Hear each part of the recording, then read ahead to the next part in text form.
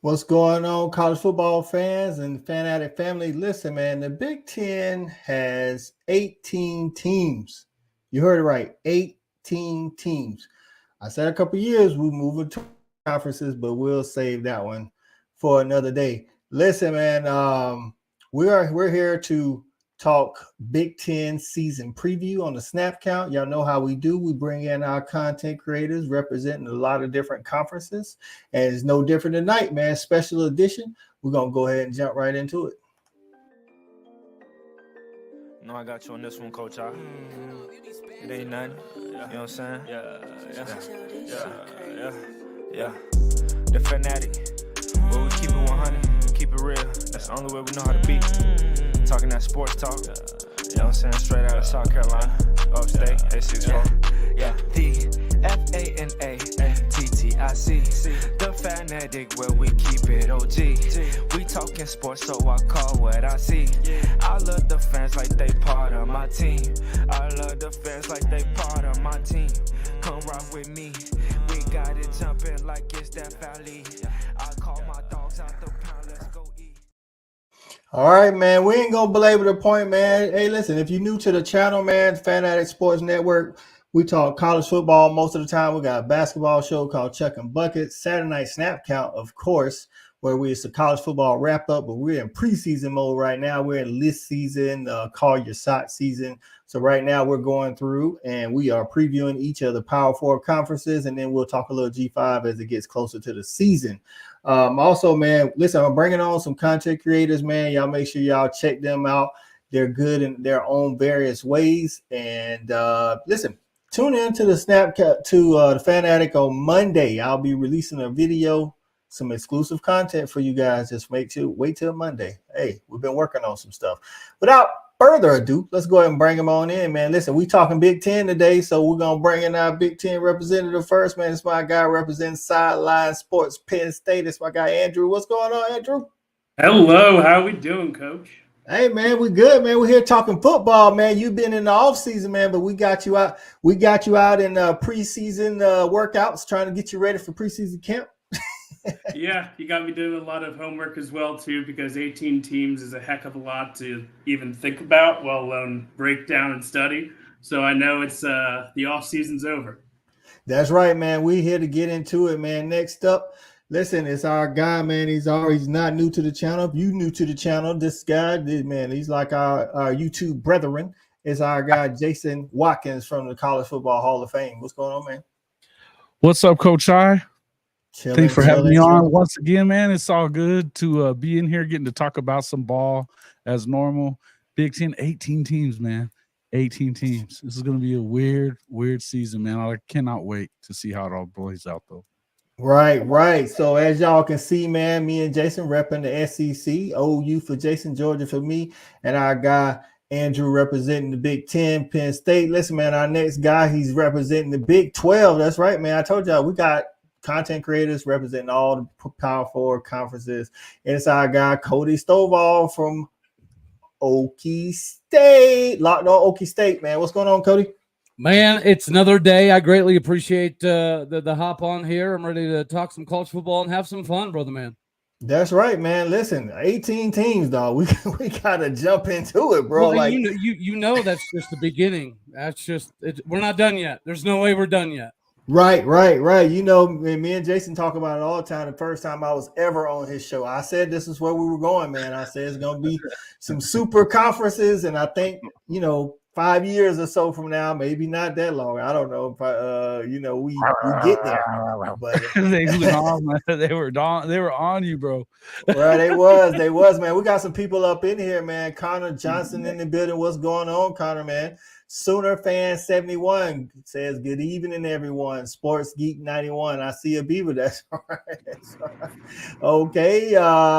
Jason's in the building. Coach, what's going on, Coach Roy Ball? We appreciate you in the building, man. Looks like you should have some smooth sailing over there in my channel, brother. Wiley Litchford. I don't want to Texas sucks Orange Town.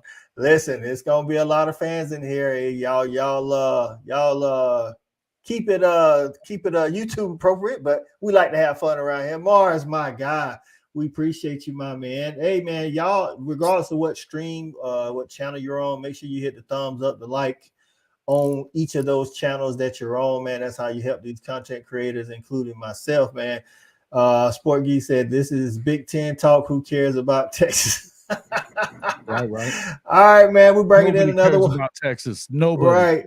Bring in another one of our panel members, man. Listen, man. I'm gonna tell y'all, man. I got a 18 panel here. We're gonna be bringing you good content throughout the season, man. So y'all make sure y'all, like I say, subscribe to their channel if you already have, man. Next person up, listen, representing Georgia and the SEC, man, and just my damn opinion, a former dog himself, double dog at that, track and football. It's our guy Shawty Parker. What's going on, Shawty?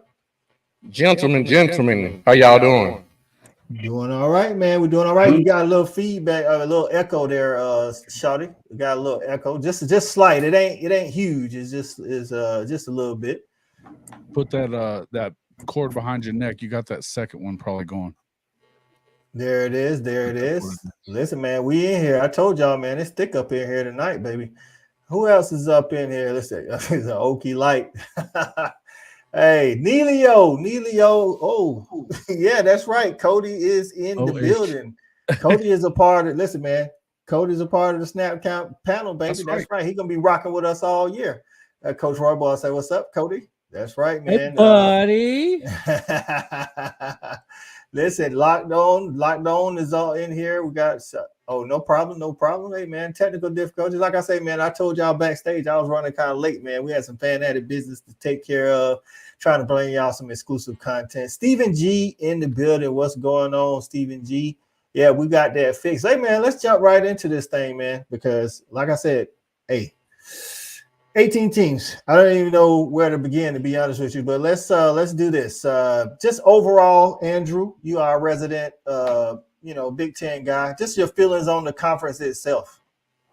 Another year where it's going to be a little bit high on the end, where we have the likes of Ohio State, Oregon, Penn State, Michigan, and then you're going to have some newcomers coming in, but there's also a lot of upheaval and change at the bottom end with the likes of UCLA, Purdue, Michigan State. But we have some hopeful teams like Wisconsin, Maryland, and teams that are just trying to make it over the hump and into the playoffs for the first time, including the team that I rep. But it's also going to be very interesting to see how Michigan and Washington kind of bounce back after their finals appearance, because talk about change. I mean, I'm pretty sure they lost the ball boy in Washington. So let's see what happens there. And I'm excited. It's always great to see 4 new teams, get to see 4 new fan bases, and then the ball keeps on rolling with the Big Ten, 4 new cities to market to and get more money from. That's right, man. Shout out to Neelio super chat over on the Hall of Fame college football. Jason Chat said, "Hey Jason, happy holiday weekend to you, my friend." Let's see. Will Iowa get an offense this year? That is a good question, Stephen G. Probably not. Shout out to Adam Bensick. I don't want to make sure I don't say your last name wrong, Bensick. Let me know if I'm saying it right. He says Ohio State loaded up via the transfer portal. If they don't win, then they might be gone. Ooh. Oh, yeah. Listen, I think so. I think that's at least on Twitter, in the Twitter, world, that sounds like what Ohio State fans are wanting, even if it doesn't happen, if he doesn't get it done this year. Shout out to the Hall of Fame college football mom. What's going on, Miss Case? So that's right. Be nice to the OU haters. They're all OU haters. Oh, man. So, hey, man, let's jump in this thing, man. Coaching tiers. We want to talk about coaching tiers. Did our guy make it in? Oh, my goodness. Listen, straight from the airport. We got him. It's JJ Kitchens representing Penn. What's going on, JJ? Yo, what's going on, fellas? The traveling never ends. I think I would like to just stop traveling for a while. Just put me just in one domain, and I'm just ready to call it quits right now, because the traveling's been a lot recently, all over the country, West Coast down all the way down to Florida. Then this past weekend down in Charlotte, coming back. It's been a wild couple weeks here. You're not complaining, are you, JJ? Right. We're just glad you made it safe, my man. We're glad you made it safe, my man. Stink ass cat is in the building, says Boomer. All right, man. We're gonna talk some coaching tiers to start this off. Just listen, it's 18 coaches. We don't technically have to say anything about every single coach, but I'm gonna put up the Sports Illustrated rankings that they had for the coaches. This is how Sports Illustrated ranked the Big Ten coaches, and this just came out July the 1st. So this is like a recent ranking right here. So you got Ryan Day, Dan Lanning, Lincoln Riley, Kurt Ferentz, James Franklin, Luke Fickell is their top 6 coaches. We'll talk about that. PJ Fleck, Jerome Moore, Matt Rhule, Jonathan Smith, Greg Schiano, Mike Locksley at Maryland, rounding out the 12, and then the last 6, Jed Fish, first year at Washington, Brett Bielema. I'm surprised they got Brett Bielema so low, but we'll talk about that too. David Braun, Northwestern, Kurt Cinetti at Indiana, Ryan Walters at Purdue, and Deshaun Foster at UCLA. Shawty, you in the building, man. Take a shot at this list, dog. I mean, who's too high? I guess let's start there. Who's too high? I mean, Dan Lanning definitely too high. Big facts. Big facts. Lincoln Riley is too. I mean, Kurt Ferentz, he should be above all those guys. I think so. Yeah. So, I get Ryan Day, but he does. I mean, yeah, it's a bunch of changes. I would make Matt Rhule. I think he should be higher on that list. Just looking at it. Wow. Yeah, I don't know, man. So I don't like that one. That's Sports Illustrated. I don't know. Cody, take a stab at it, man. Who's too high? Hey, man, any list that doesn't have Greg Schiano number 1 ain't worth a velvet painting of 2 dolphins getting it on. Who's too high? Honestly, I don't think it's necessarily throwing shade, right? USC fans, or at least a decent portion of them, would agree right now that Lincoln Riley's pretty overrated for being a one-trick offensive pony that has completely disregarded defenses and doesn't really seem to still care much about it. So I would have to say Lincoln. Look at Cody trying to get back into my good graces. Hey, listen. Oh, actually, you know what? On that thought, Lincoln's better than Brent. All right. All right. So listen. So James Strice asked, "Who's Jonathan Smith?" Never heard of him. And shout out to Fisherman getting in. He is Oregon State's coach from last year. This is his first year at This is his first year at Michigan State. So listen, man, Michigan State still trying to recruit from the debacle that was Mel Tucker and how he was stealing from them. Says James Strice says French should be number 1. Who else has averaged 10 wins in the last decade without a quarterback? Hey, man, you might make a good point right there, dog. Kurt Ferentz definitely should be top 3 easy. Like, I mean, that's without even thinking about it. And honestly, he probably, like Shawty said, I think he probably should be top 2. Dan Lanning's the hot name, Jason. But I mean, who else outside of Dan Lanning? Who else is too high, dog? And I'll flash the rest of the. Hey, you know what I think about Lincoln Riley, but I think that James Franklin is also probably way too high up on the list. I mean, the guy. I mean, to me, I get it. They've done what they're doing at Penn State, but to me, you're going to have to win some of these games against the big dogs. You know, right. That's kind of what I feel about it. I think that he's a little. I think Fickell, you know, he hadn't really proved it at Wisconsin so far, but I mean, there was a rebuild job. This is a guy that took Cincinnati to the playoff. I like him, you know, maybe a little higher up this list. In fact, I think he's probably he's definitely done more than Dan Lanning's done. You know, right. So Sharon Moore, I think his filling in, I think he's probably, I don't know. I don't really have a big problem with that, but Matt Rhule's another one of those guys that, you know, he's had rebuilds at 2 different programs and made them relevant. I mean, we're talking, he made Temple relevant. So right. With that said, Jason, I think Matt Rhule is minimum. He should be higher than Sharon. I mean, I get Sharon coached 3 or 4 games. He's a top 5 guy. I think for sure right. That's a top 5 guy to me. Right. So Andrew Franklin, your thoughts, and then who else might be? What your thoughts on Franklin himself, since you're a Penn State guy, and then some coaches outside of the obvious Dan Lanning, Lincoln Riley that might be too high. Yeah, I mean, I think 5 is fine. I mean, okay. he's done consistently well with recruitment. He's won 3 New Year's Six bowls. He's had multiple 10-win games plus. I think 5 is fine. The reason he's not higher is because he hasn't won the big game. And this year we play USC, UCLA, we play Ohio State. I mean, we play Washington. We'll have to win 2-3 more of those games. Sharon Moore is very tough to judge. I think he's too high simply because he just simply took over a national team. We don't know how he actually is as a coach right now. And I mean, I think, Deshaun Foster being, the newest newcomer, and I remember him playing in the Super Bowl against the Patriots. That's kind of like the most of my knowledge about Deshaun Foster, other than he's from the area. But yeah, I mean, these guys are it's all new. The same with Kirk Cignetti, David Braun from Northwestern and Indiana. PJ Fleck's been at Minnesota for longer than people remember, but he hasn't really done much. Jed Fish is coming from Arizona, so who knows what's happening there. Jonathan Smith is a fantastic coach who got every ounce of talent out of Oregon State's roster. But he's coming to a really tough situation with Michigan State because who in the world knows about what they're going into. But yeah, Dan Lanning's the hot name because he's a great recruiter, and they torched the transfer portal, and they're doing well in recruitment. But how is he as a game manager? How is he as a coach? Especially, in the new stage. Lincoln Riley is the absolute opposite of Kirk Ferentz. Lincoln's offense, Kirk's defense, but Kirk's been doing it since God's dog was a puppy, and Lincoln Riley hasn't proved it in USC yet. So that's big my facts.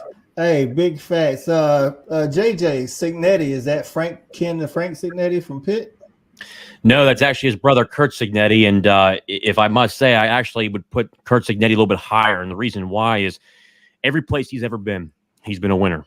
Doesn't matter where he's been in Division II level, Division I level. He did a really good mentorship under Nick Saban in his time at Alabama. I thought Adam Brenneman actually did a really good interview with him about a couple weeks ago. That he put out a really good bunch of information. I'm excited to see what he does there. He's got a really tough build there at Indiana. I think, honestly, Jeff Fish should be higher. I think the job that he did at Arizona, took over one of the worst programs. You look in and really in college football and what he was able to do towards his last year there.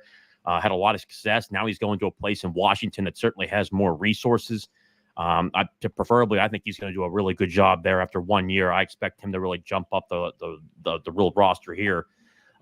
Excited to see what Deshaun Foster does too. Obviously, he hasn't been a head coach before, but I'm excited to see what he does at UCLA. But overall, a little bit too high. Obviously, the one I'm going after here, just very hard, is Lincoln Riley, a guy who has been well known with well-known talent, especially too. Last year with Caleb Williams went 7-5. The guy cannot get a defense together. Doesn't matter if he was at Oklahoma or now he's at USC. He can't put it together. I think he needs to drop a lot. Kirk Ferentz needs to be higher. I think Matt Rhule needs to be higher. I think James Franklin's actually in a good spot there at number 5. He needs to beat those big dogs. He's 1-9 versus Ohio State. He's 3-6 versus Michigan, even has a losing record against Michigan State. He's got to start winning against those bigger guys, or you really have to start asking questions there. But at the end of the day, he's winning 10, 11 games a year. I mean, he's winning the games that he needs to. He's only had a couple hiccup years early on, and during the COVID year, I think he's fine where he's at. But Kirk Ferentz, he might not be able to recruit offense, but we'll see what Tim Lester does, the new offensive coordinator from Western Michigan. Obviously, he's got Cade McNamara there. That'll be fun to watch. But the rest of that list, I think it's fine. Honestly, I think you dropped Dan Lanning a little bit more because you put Kirk Ferentz up there. Right. But with Dan Lanning only a couple years in, he had one really good year this past year. But overall, you look at the rest of that list, I think, Jonathan Smith, we'll see where he goes. Obviously, I like him a lot. Personally, I know a lot of people who are connected to Matt Rhule. I think he should be higher. I think he's a tremendous football coach. Again, I think Jason brought up a really good point in terms of building programs from the bottom up. He's the guy, basically, if you're down in hell and you need to get out of it, Matt Rhule's your guy. And he's got a really good fan base up there. Nebraska, it doesn't matter if they're 0-12 or 12-0, the fans are going to show up. I think they do a really good job up there. They certainly have the resources. So I think he should be higher. And then obviously Sharon Moore, I think just, we'll see what he is on a full season scale. But when you talk about a guy that steps into a position to be a head football coach, his first game up at Penn State and comes out victorious, I think he's going to do a really good job, and he's done a really good job so far on the recruiting trail this year. So I think he should be just a little bit higher.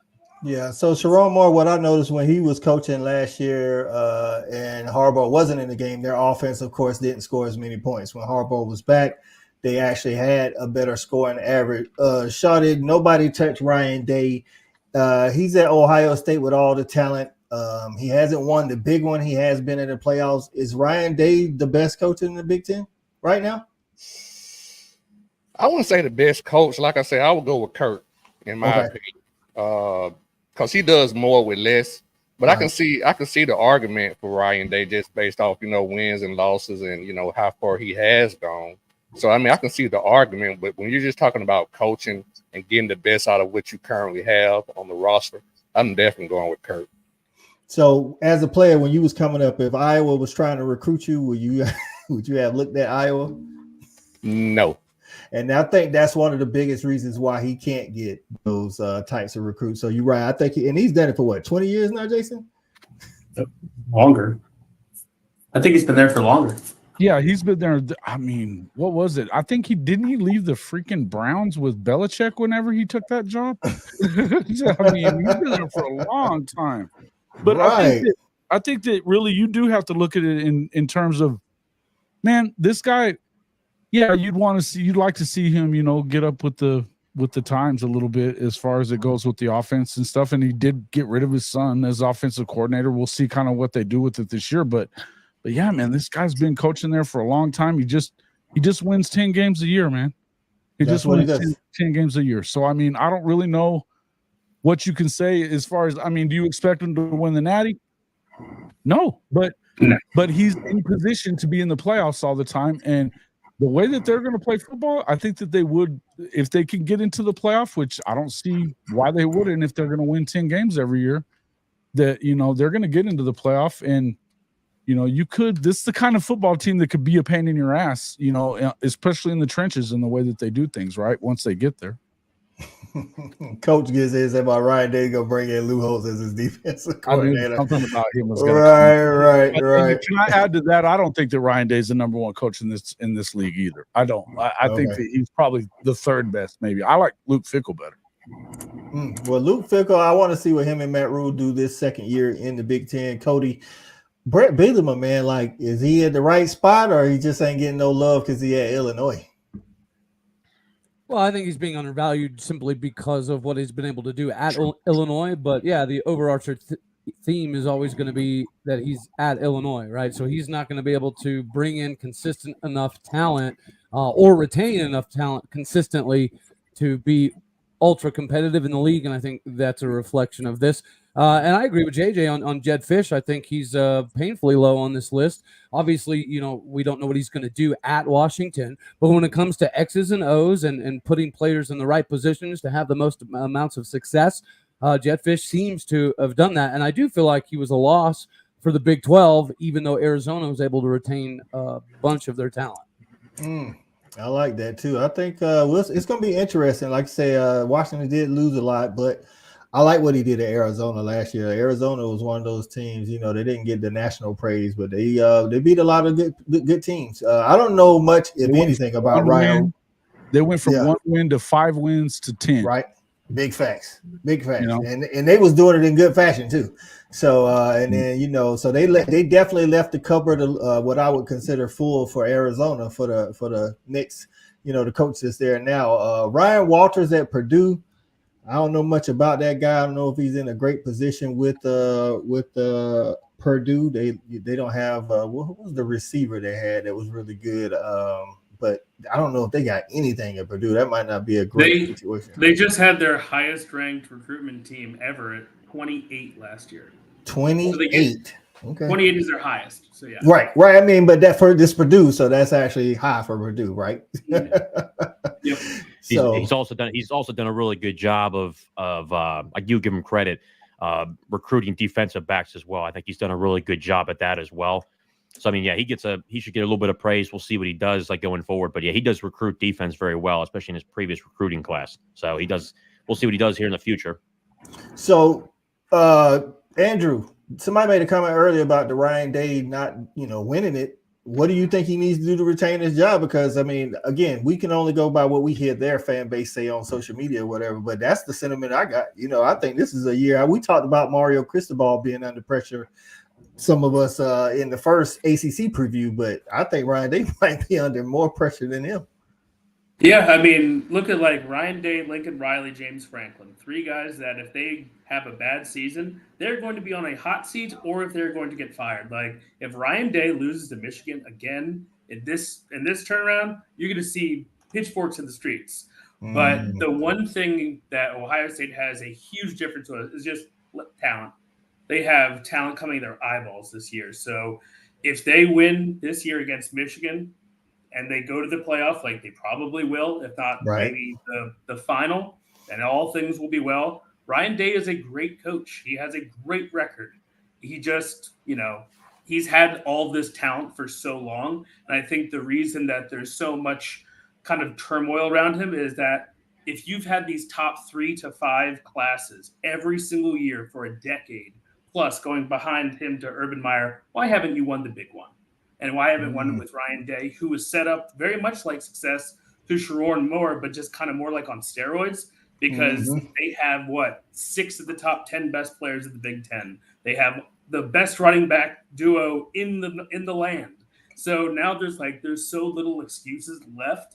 I think that's what's probably doing that. And back-to-back years, losing to Michigan and Michigan winning the national championship, they're basically pointing like that should have been us. So that's probably why. Right. So, Shawty, listen, Urban Meyer didn't help his case by saying it's probably the most stacked Ohio State team ever. But you always have a different way of looking at it. Would you, in the way you look at, progressing every year, would you say Ryan Day's on the hot seat?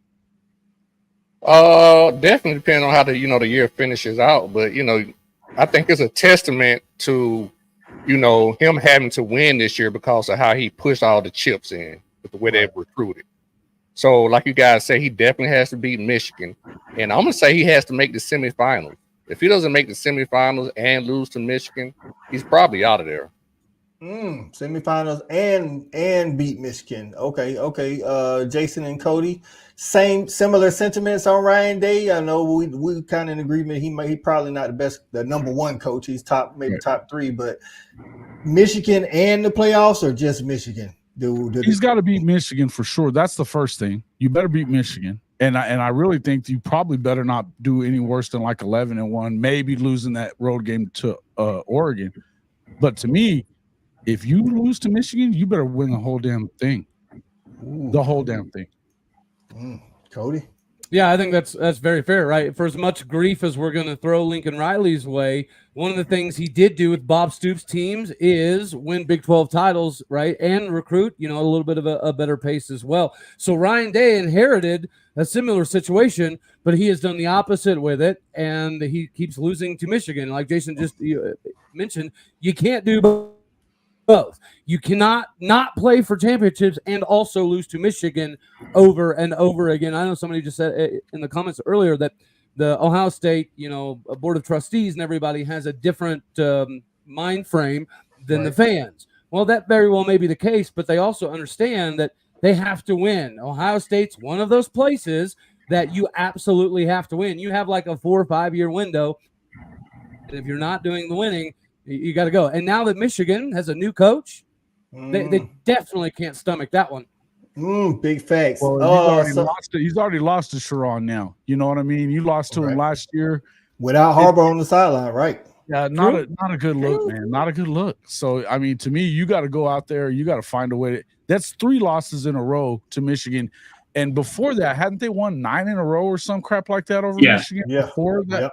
So you're presiding over the program as it starts a losing streak. So this isn't something that you can get away with for very long. And it's just, I mean, look, you lose 3 or 4 games in a row to Florida, they're going to be running coaches out of freaking Georgia too. And Oklahoma and Texas and all that. You just can't have it.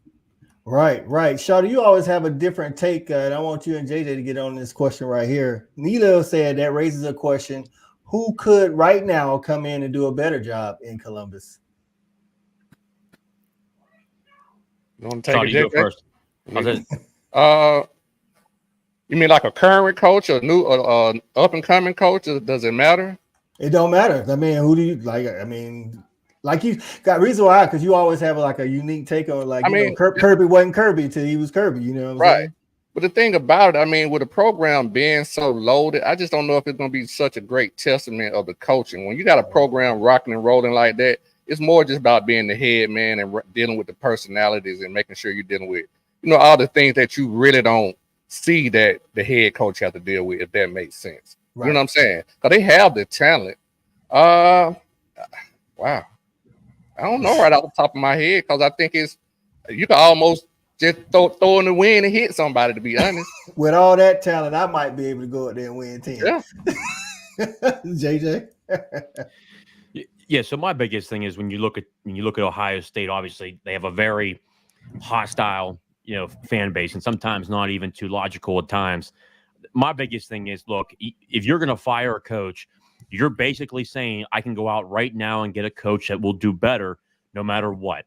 And I think that when you look at Ryan Day, his first thing that he has to do, I think that solidifies his job, is that you beat Michigan. I really think that's, in retrospect, for where we are really in college football, I think for him, he needs to beat Michigan. That's the number one thing he needs to do. After that, maybe win a playoff game, because obviously by that time, I think this year, if you're winning 10, 11, 12 games a year, who's really going to step in there and guarantee you, because when you fire a coach, you're basically saying, I can guarantee a guy that this guy's going to come in and do a better job. It's understandable when you fire a guy after 6 wins, 7 wins, 8 wins. It makes sense. But when you have a guy like Ryan Day, who has won 10-plus games every year he's been there, or even 11-plus games he's been there, you have to start asking a question. I think when you look at potential football coaches around the country, you got to start diving into other conferences, and potentially there might be a couple guys here or there, and maybe some guys in the National Football League you have to take a look at. Because when you're at a high-level job like that, there's only so many guys that can come in there and say, hey, take this job. Obviously, I think they're going to be really good this year because Chip Kelly is a much better offensive coordinator than he is a head football coach. I think he's established that over time, that he's just a better offensive coordinator. He doesn't want to deal with everything behind the scenes. As long as he gets to be the tactician on the sidelines that he's able to be, a guy like Will Howard, he's going to have this year put up more points, because you look at the previous years with Ohio State, the offense really hasn't been the same. So for me, as long as he beats Michigan, he's going to be safe. And I think I do agree with the Board of Trust, the comment about the Board of Trustees. If it's not to the point where the Ohio State is falling apart, if they're still competing and almost winning the conference, and now especially too with the 12-team playoff, they're most likely going to get in every single year as long as they have 10, 11, 12 wins every single year. I just don't see you make that change. I think that's kind of almost like where, like, look at Penn State. He's won 10-plus games, 11-plus games every year. Who are you going to bring in to top that? God forbid you fire the guy and then you do worse. So my biggest thing, Ryan Day, if you beat Michigan, you're about as safe as you get. Just being honest, I think it's just kind of where you are, because that rivalry is so heated. I think it gives him that it really gives him that ledge to where, hey, he didn't win the national title, but guess what? We beat Michigan. We have those bragging rights. I think it's kind of where he's at. Definitely got to beat Michigan, though, right? You don't have a choice but to beat Michigan. If you lose against Michigan, then you start to have the conversation, because there's going to be guys behind closed doors. Obviously, Will Howard, him coming out last week saying it's a natty or bust. No idea why the hell he came out and said that. I mean, you just got to Ohio State. I mean, sometimes the way I look at it too is you got a brand new AD there that has no allegiance to Ryan Day. Yeah, no, he didn't hire the guy. You know what I mean? Well, whomever you bring in, you're going to have to pay like a Ryan Day anyway. I still think it's Mike Vrabel.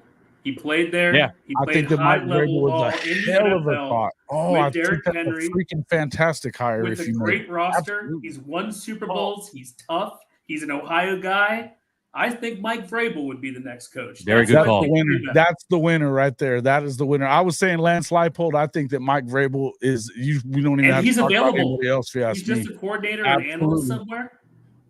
Get him. And for Penn State, Matt Rhule actually played at Penn State as a linebacker and is from the area. That's who I'd have to replace him, James Franklin. So always go to the well with the alumni association, but it's always tough. Ohio State is such an amazing job. You can pick anybody.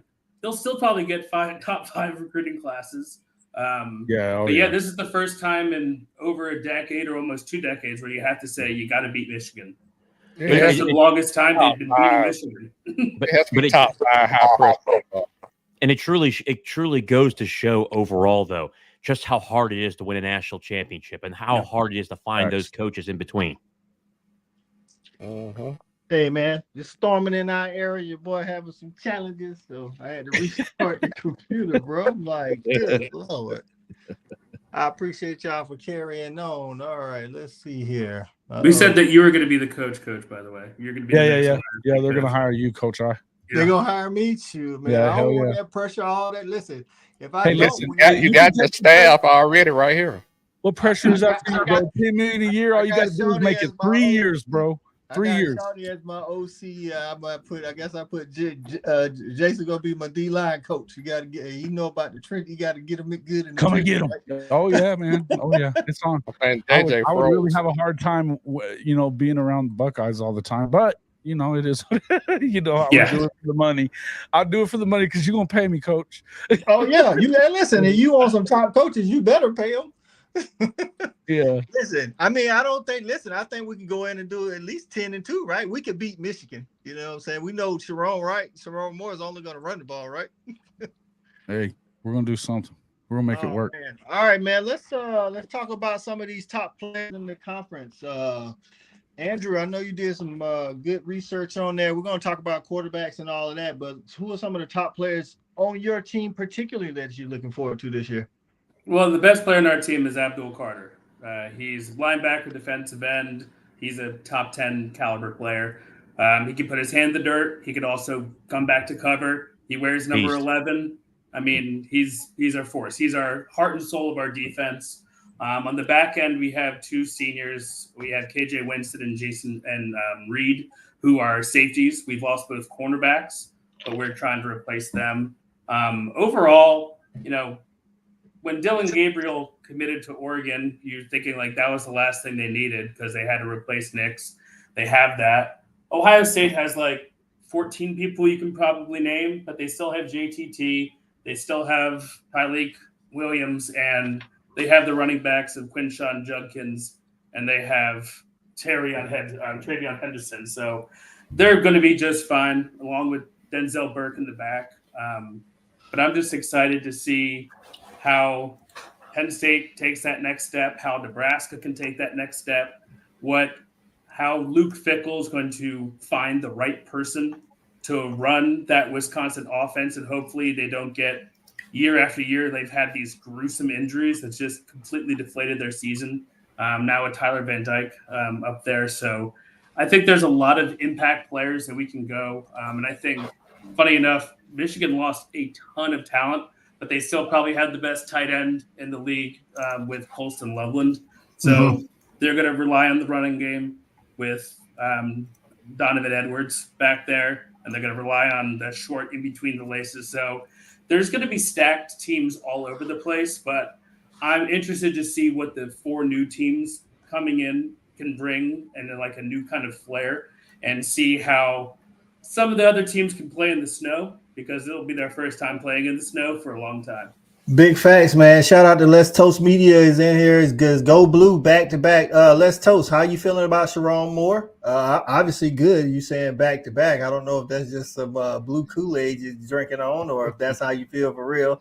We got some other people that joined the show. Trojan Fight was in here somewhere. Shout out to Trojan Fight. Hog Guy Hog Wild Podcast.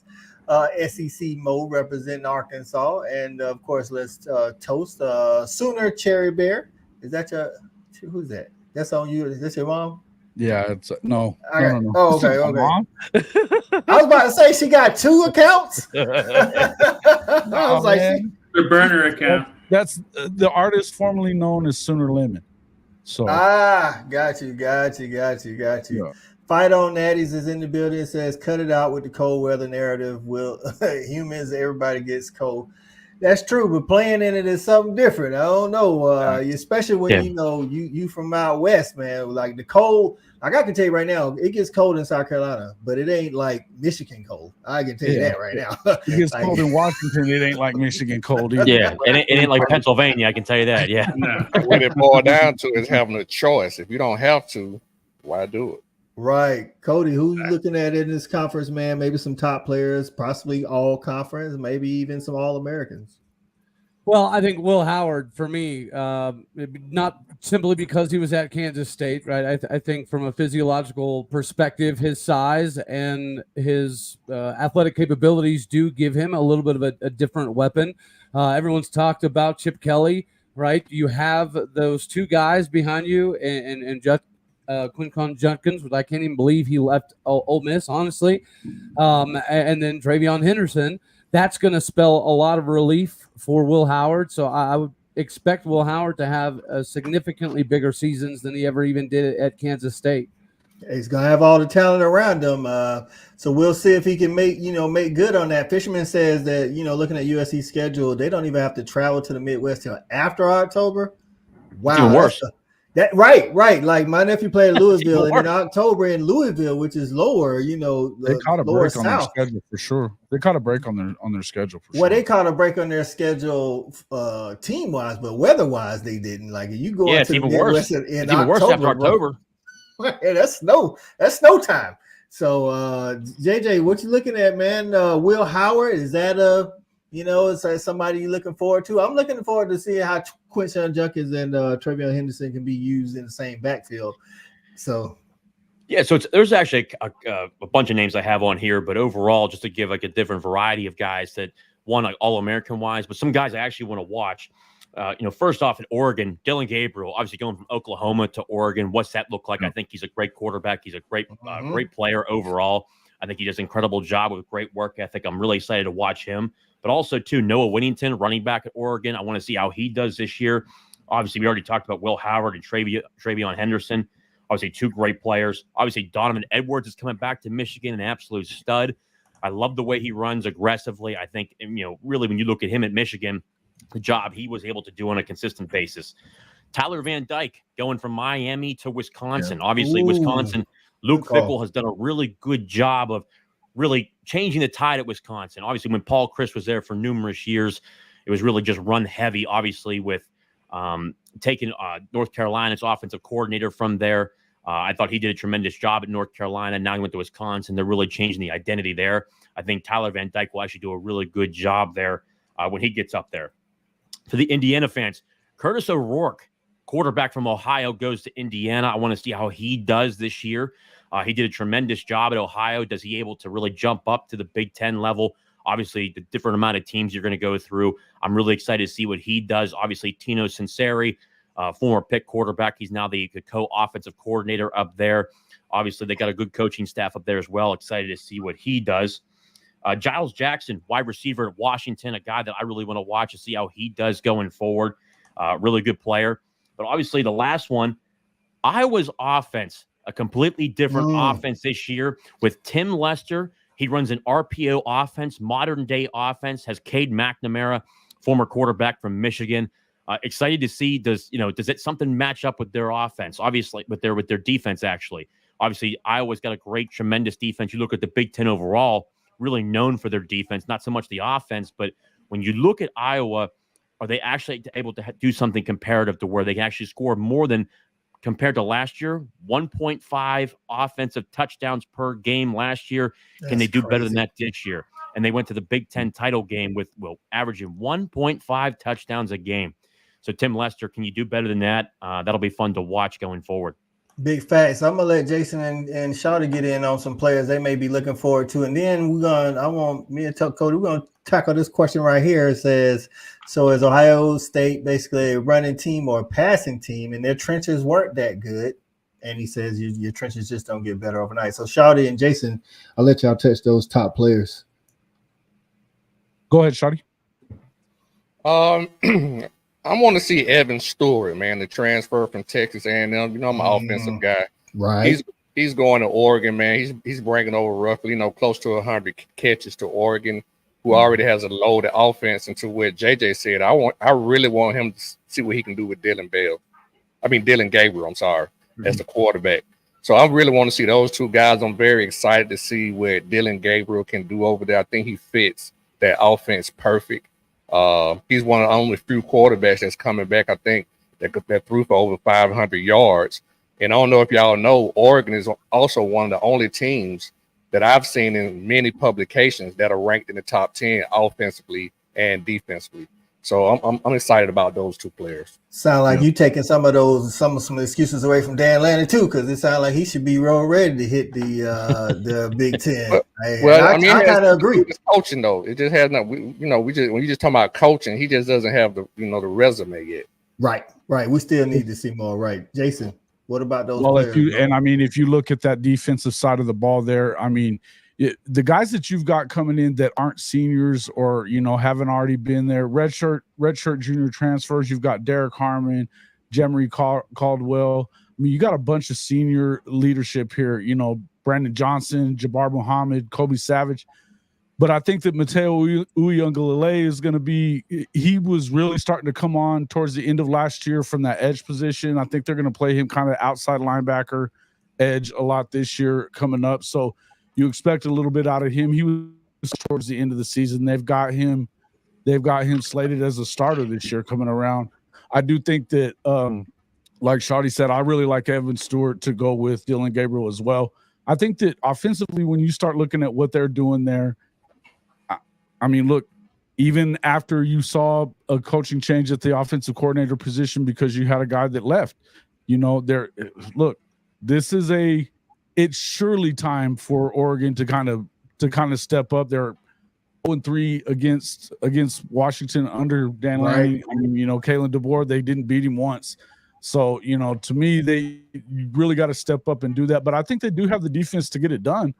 I would probably look at myself. I like Penn State as well too. I know I'm kind of rough on James Franklin, but to me, I think that Drew Aller, with the addition of Andy Koltonicki as their offensive coordinator, I think that you're probably going to see some things that we hadn't seen in a while there in Happy Valley, because he is a guy that, look, man, I'm a big fan of what they do at Kansas under Lance Leipold, and I think that Andy Koltonicki was one of the biggest reasons why they were able to do those things. They run the football very well out of the way that they block things up, and I think that he's going to bring a wrinkle into that thing and work with Drew Aller in ways that kind of gets him freed up to not, it's not such a, I don't know what's the word I'm looking for here. Constrained. I guess about to say constrained, because are they going to actually let him throw the ball like he's neutered? God, I would hope so. I Let him run his they haven't had offense. receivers.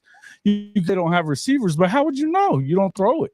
Yeah. So it's I like the move there. I think it was probably the best move that James Franklin made throughout the year. Big facts, man. Big facts. So Let's Toast Media, Michigan fan, says is Ohio State a running team or a passing team? You just don't get better in the trenches overnight. Now, Cody being an Oklahoma State guy, you guys know a lot about at least the running part of it, you know what I'm saying, in the trenches, and then it's Penn State as well. Both good running teams from last year. Chip Kelly, in my opinion, is a run-first guy.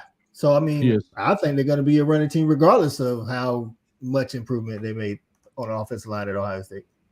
I think that would be a fair analysis, but I think I'm going to go the other way around here, simply because, you typically run to set up the pass, right? I think that they very well could use the pass to set up the run, primarily because they just got the Alabama center transfer that started 35 games in Seth McLaughlin. So when it comes to calling different packages and how to shift and how to make adjustments at the line of scrimmage, you have to have that dude. They have that dude now. And Quinshon Judkins and Travion Henderson are going to get theirs.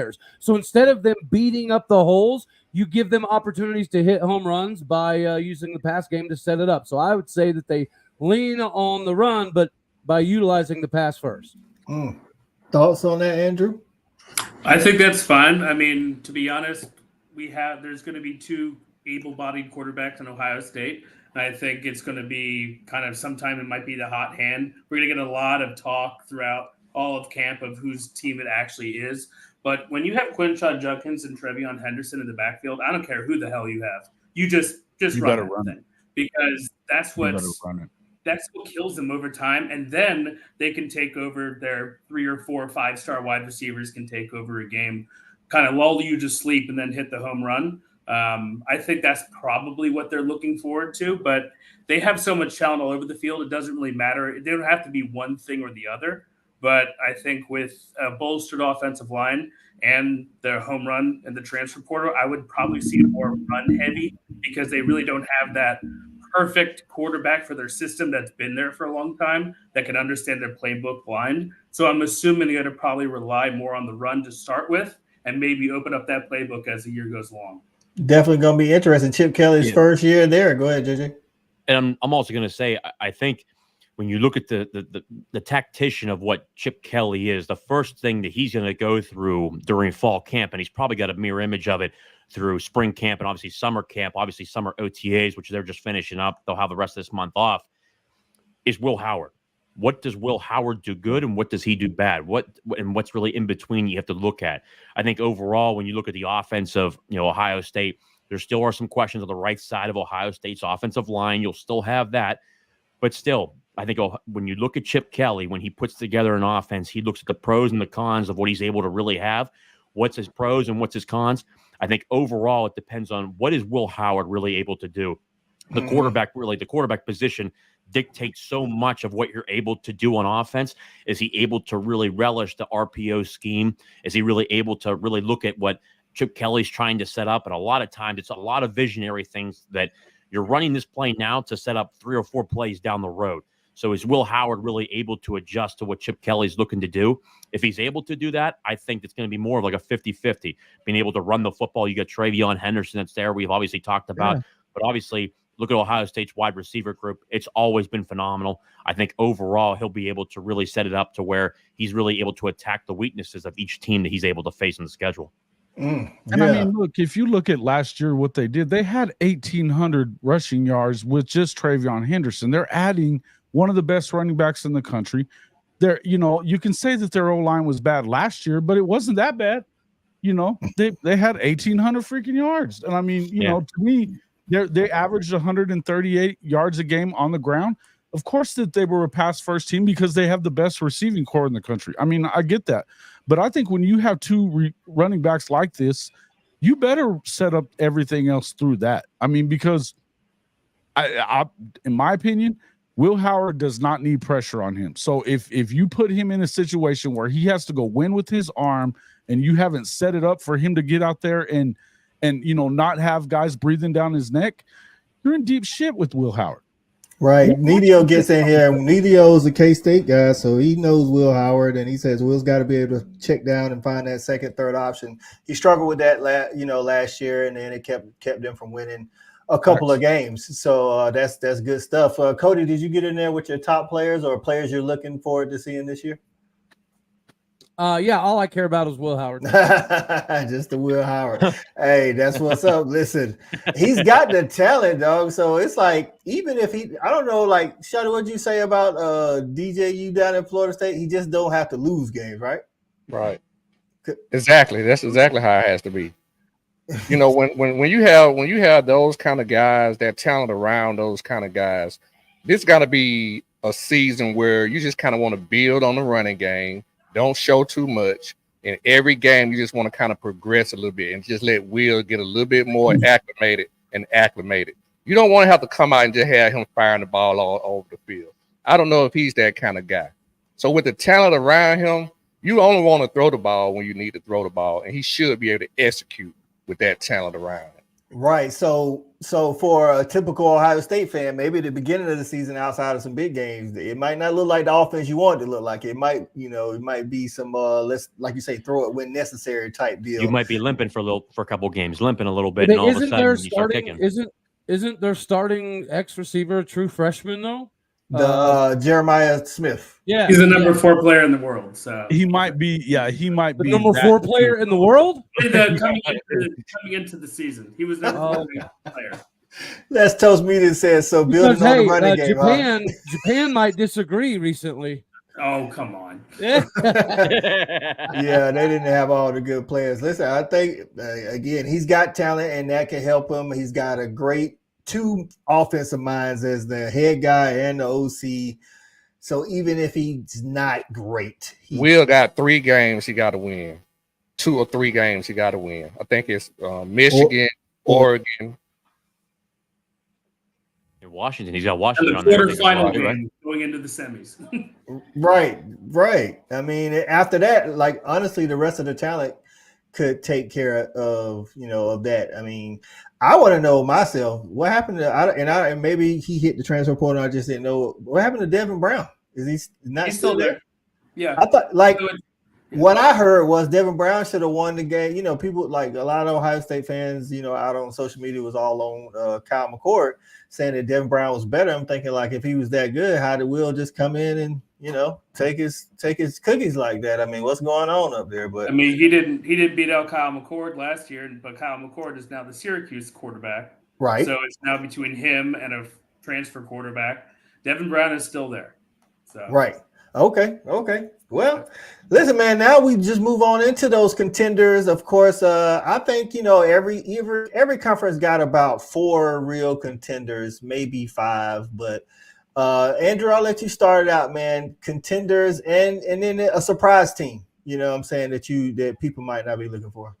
Contenders: Ohio State, Oregon, Penn State, and maybe Michigan. I think my surprise team would be Rutgers this year.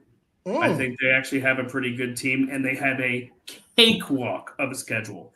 They avoid Michigan, Penn State, Ohio State, and I believe Washington or Oregon, and they don't have like a away game in the month of October. It's odd. They have like a very easy way to actually get to a quick 6 wins. So I would say that this is going to be the next step for the Rutgers Scarlet Knights. JJ, jump in on that. Then Shawty, I'll let you jump in on contenders and maybe a surprise team or 2. Yeah, so I mean, my contenders really, I think, are pretty obvious in terms of Ohio State, Oregon, Michigan, and Penn State. Again, I think the hire for Penn State, Andy was a great hire. I just want to see overall if he's allowed to run his offense. That's the biggest thing. But Penn State's defense is always up there. Always love, again, Abdul Carter. I was so upset to see Zachariah Fisher out of Aliquippa here in Pittsburgh get hurt. Hopefully he gets back healthy. But overall, Penn State's defense is always up there. Michigan will always have a great defense. Oregon, I think, is tough. I think they'll be able to really bounce back in terms of coming to the Big Ten, be competitive. And of course, Ohio State, I think, just has the best roster.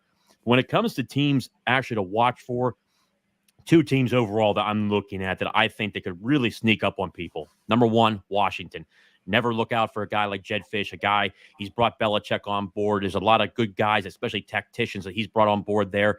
The cupboard was not bare. He brought in some guys, especially through the transfer portal. He's got Will Rogers at quarterback. I think he's going to be able to do a lot there. And obviously, number 2, with Phil Longo there as offensive coordinator and Tyler Van Dyke going up there, Luke Fickell in Wisconsin. I think you got to really watch those guys up there. I think he's going into year 2. Luke Fickell is a guy that has adapted himself to saying, from where his time was when he first started at Ohio State. He talked recently about the mistakes he made there and when he went to Cincinnati and now to Wisconsin. I think he's a tremendous football coach. I'm excited to watch him this year. And then one other team that potentially maybe probably a couple years off, Matt Rhule in Nebraska. I think overall he continues to develop and really recruit really well there. Another team to watch there. Listen, I like all of that too, JJ. I'm kind of in agreement with that. I'm interested to see what Jed Fish just definitely does with Washington. And coming off of like now they've, I think Shawty always says like once you get to the point, you want it more and more and more, and then you want to take it even further. Like they're making the playoffs last year, things of that nature. Les Toast Media says Nebraska, and he likes the Rutgers pick. Listen, I think Nebraska could sneak up on some people. I think Matt Rhule is a good coach. I think he's building, at least trying to build the trenches like you need to be an elite team or at least a competitor. Les Toast Me, I do have a question for you. I think at Michigan, of course, I think we all think and know that, championships are the standard and what you're shooting for every year. With losing, your safety, Rod – what was his name? Rod Moore, if I'm not mistaken, and then Keon Saab to the transfer portal. How are you feeling? What's the least amount of games Sharon Moore can win in his first year without you guys like turning over tables and stuff like that? Shawty, contenders and maybe a team to watch. I mean, everybody don't pretty much hit on the contenders. I mean, you're talking about Michigan, Penn State, Oregon, and Ohio State. One thing I will say this right here, people talk about the SEC and we're talking about defenses, but right now you're looking at the Big Ten. I think they may have 4 of the top 10 defenses in the country, right? Mm-hmm. So with that being said, my sleeper team is gonna be Iowa because they're one of those top 10 defenses. They may have a shot at winning that conference just based off the defense that they can play, and God forbid if they can find a little offense. Right, and if somebody got the schedule in front of them or can look it up, does Ohio State have to play Iowa? Because if not, that might be the call of the year, Shawty. Iowa goes to Ohio State October 5th. Oof, there you go. That's gonna be a tough one right there. Sooner Cowboy says Michigan will lose 3+ games this season. They're gonna capitalize each other. All 3 of those teams, I think, have to play each other: Michigan, Ohio State, and Oregon. Right. Les Toe says undefeated, nothing less. That's a tough ask for a first-year coach. I don't care who you are. That's a lot. That's tough, man. I don't know if I'll put that on the guy like that, dog. That's tough right there, bro. Sleeper, he says sleeper in Michigan State with Jonathan Smith. Okay. All right. They lost way too much. They lost, especially the quarterback position. He's got a lot to do in terms of a rebuild up there. I think overall Michigan State's got a lot of resources up there, but they need some time to rebuild that up there. Right. Maybe in 2 years, that could be a pretender. Michigan State's schedule doesn't do them any benefits this year, if I recall correctly. Right. Cody, what about any surprise teams? I think we all kind of think, Oregon, Ohio State, Michigan are all in, Penn State are all in that top 4. Yeah. But what about a team that nobody's thinking about? Well, I don't necessarily know that nobody's thinking about them, but, Oregon for me has definitely got to be top of my contender list. As far as the team that I think will have the dark horse best shot at winning it is going to be Iowa, not only because of the offensive coordinator that they've, kind of been able to bring in, but scheduling does in fact matter. They do have to get past, Ohio State and things of that nature, but they miss Oregon, they miss Michigan, they miss Penn State. They play Wisconsin at home. They play Maryland at home. And then they don't have to play USC. They do get to go play UCLA. So their trip out west is a very manageable one. And if this is the year that Kirk Ferentz does have this offensive coordinator capability with this new system, we all know that the defense is going to hold their Hawkeye gold behind them. And, Coach, one thing that's also for Nebraska, they have guys Dylan Raiola as their quarterback now. And right. That from Georgia. I think that's another stepping stone for Matt Rhule to make Nebraska also a 6, 7, 8 win team. Big facts. And going to Nebraska, too, a very good friend of mine, I just texted him again.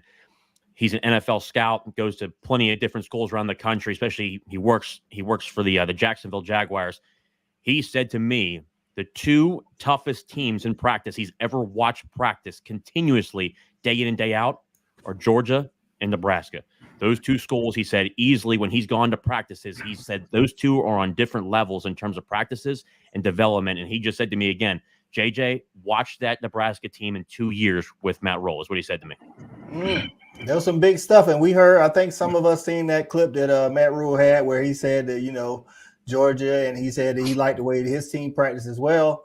So, I mean, it's going to, like I said, I think Matt Rhule knows it takes the trenches. That's what and he's a 10-year coach. So I think that's going to help him. Do they have the playmakers on the outside is the question to compete. I mean, I'm interested to see, we're going to talk here in a minute about some games to watch and some big games we're interested in.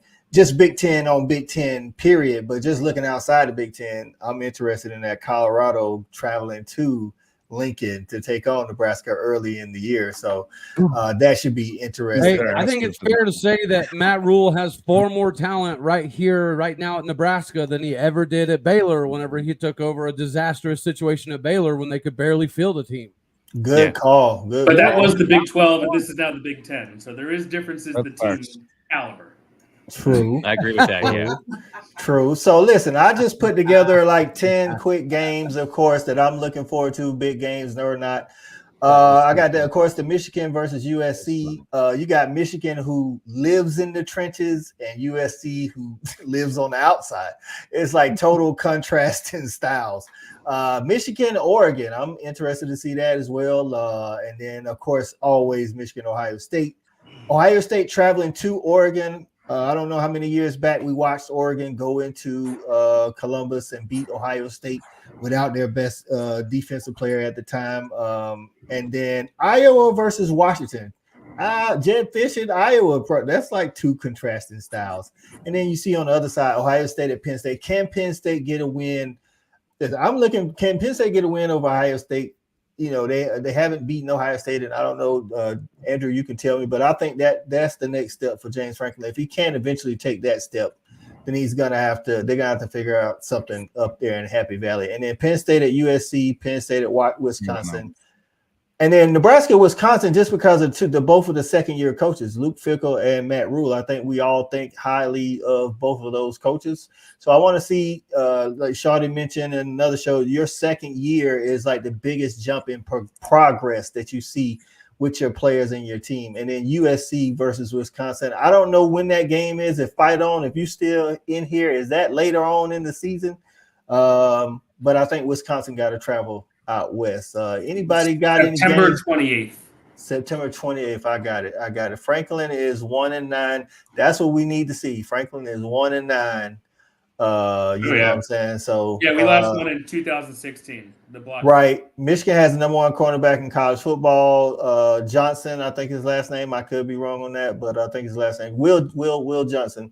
But also they lost the two safeties, like I say, Keon Saab to Alabama in the transfer portal and Rod Moore to injury. So that could affect being the number one corner in the nation.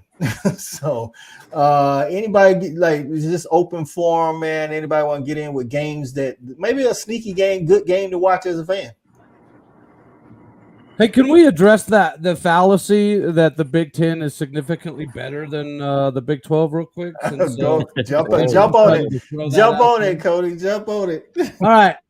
Cody. All right, buddy. You know good and daggone well that the Big Ten goes about, what, 5 legit heavy? And then what? And then a massive drop-off. Is the Big Ten better than the Big 12? For sure.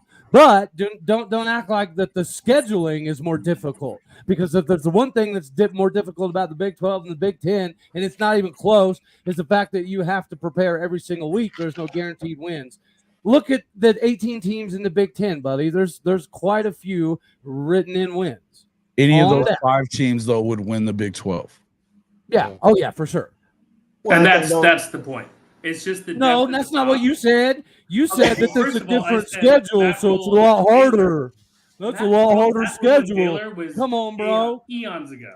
Don't you try to backtrack now. I heard what you said. All right. So let's Toast Media said that's every conference. I've been saying this for years. I feel like there are like the elite of every conference, and then of course a middle section, and then some people who just, like you say, some circled wins and things of that nature. James Strice gets in and says Rutgers versus USC gonna be a barn burner. I agree.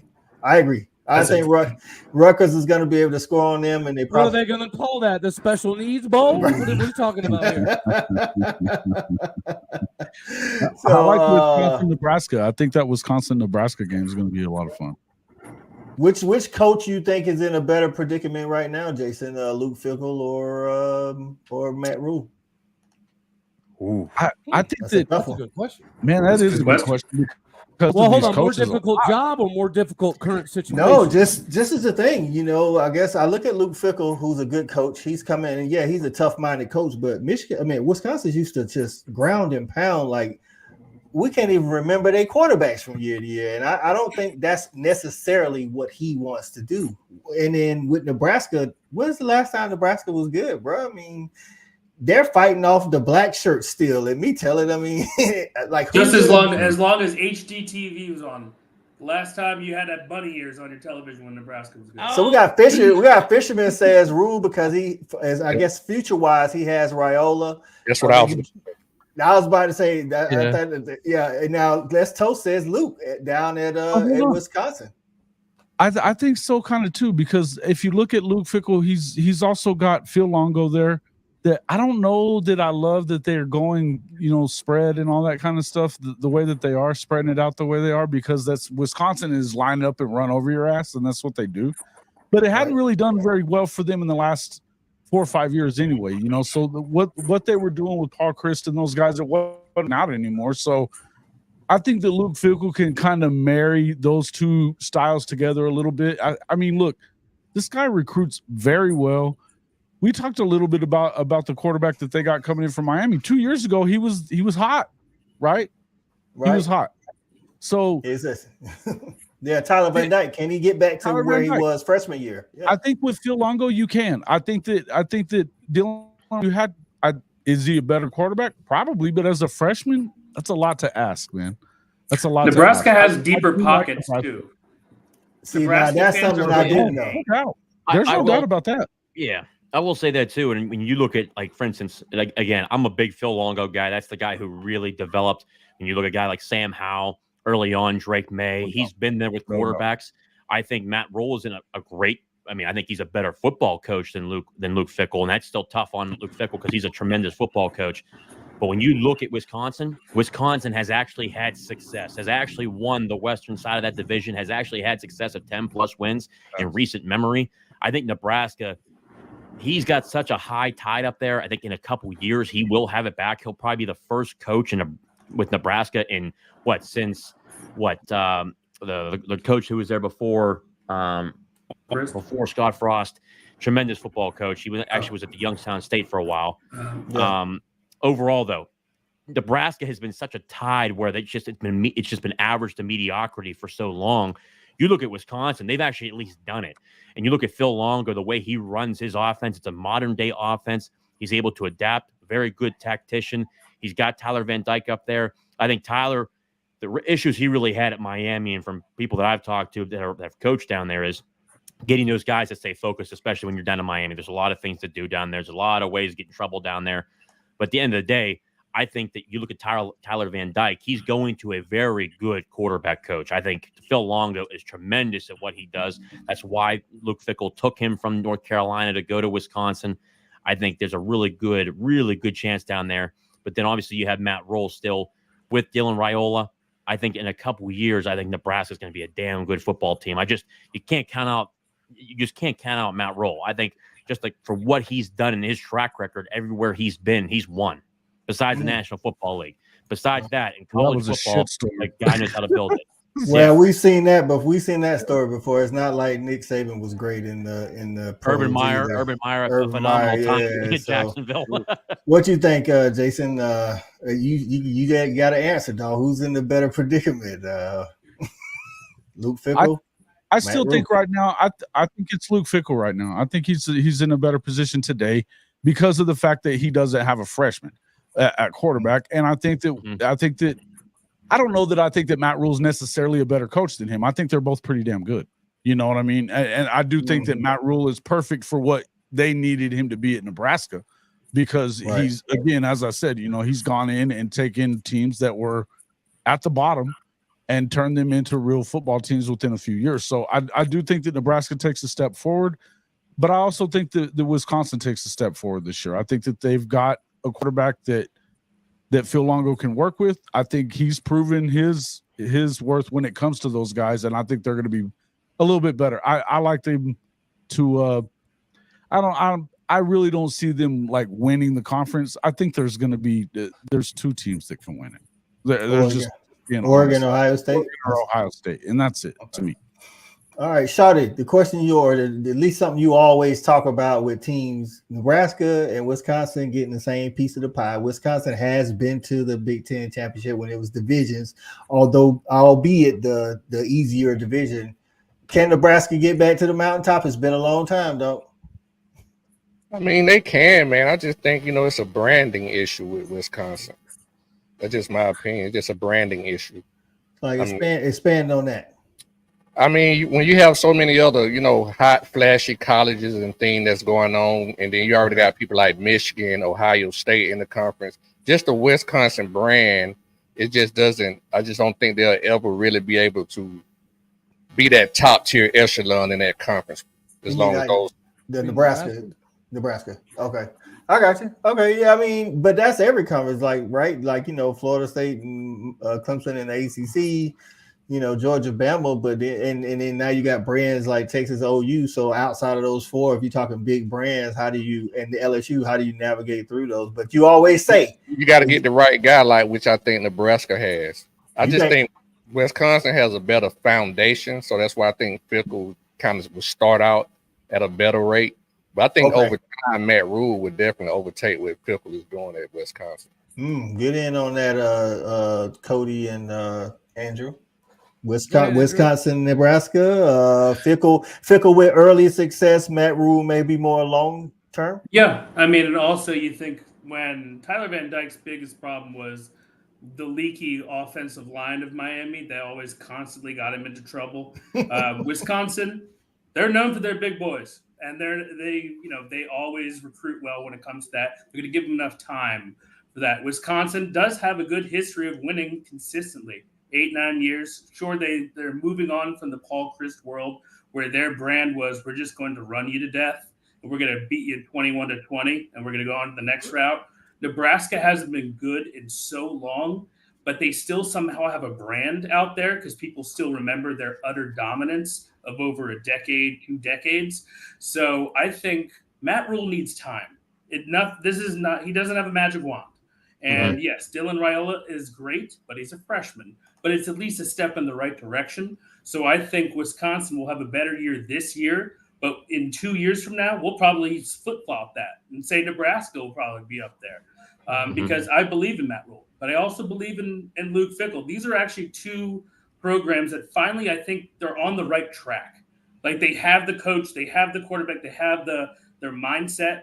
I also believe in Nebraska because they have deeper pockets. They have a lot of money for the transfer. They have a lot of money for the NIL and branding, where Wisconsin was kind of hesitant in the past with the Paul Chryst era to not go as far as what Clemson's done and just put their fingers in their ears and sing la, la, la, la, la. Right. But they were not known for putting big money or big emphasis on transfers. So I think they're still a little bit behind in that, where Nebraska is ready to pay, ready to play. And I think in 2 years from now, we're going to be talking about them as a serious contender. Cody, your thoughts in agreement? Luke Fickell early, Nebraska made long term?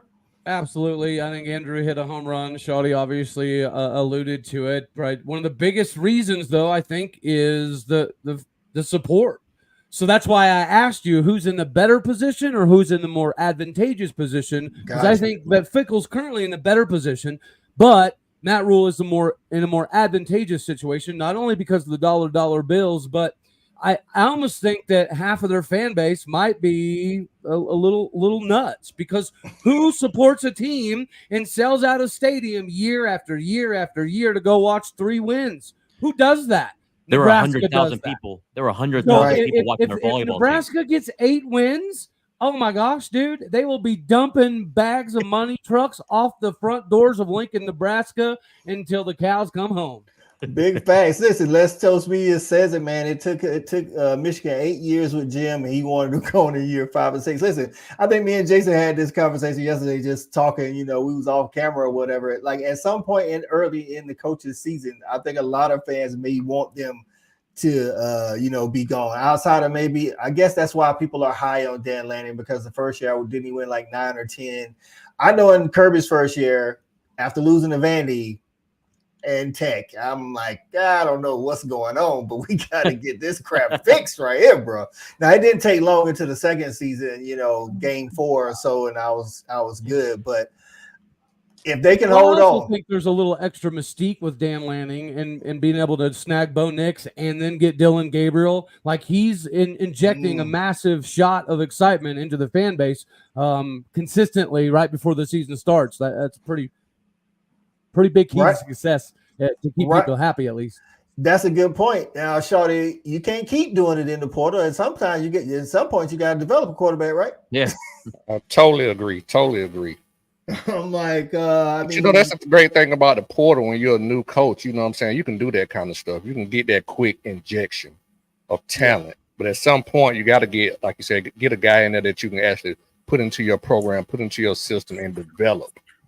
Right. And they do have Dante Moore, though. I was about to say, but they got him from the portal out of UCLA. So I'm just saying, like, at some point, there has to be a high school guy that you can actually bring in and develop.